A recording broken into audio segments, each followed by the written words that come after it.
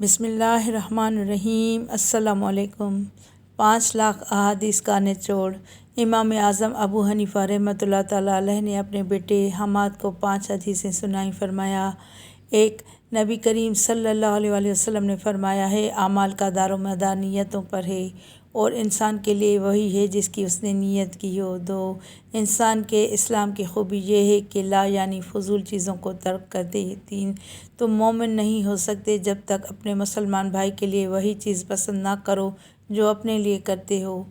4، حلال بھی ظاہر ہے اور یقیناً حرام بھی ظاہر ہے اور دونوں کے درمیان شبہ کی چیزیں ہیں جن کو بہت سے لوگ نہیں جانتے۔ سو جو شخص شبہات سے بچا اس نے دین اور آبرو کو محفوظ کر لیا، اور جو شخص شبہات میں پڑ گیا وہ حرام میں پڑ جائے گا۔ بلا شبہ ہر بادشاہ نے باڑ لگا دی ہے اور اللہ کی باڑ حرام کردہ اشیاء ہیں۔ 5، کامل مسلمان وہ ہے جس کے ہاتھ اور زبان سے کسی مسلمان کو تکلیف نہ پہنچے۔ 5 حدیثیں سنانے کے بعد فرماتے ہیں، بیٹا ان 5 حدیثوں کو آئینے کی طرح رکھنا اور اپنے اعمال کا 5 حدیثوں پر محاسبہ کرتے رہنا۔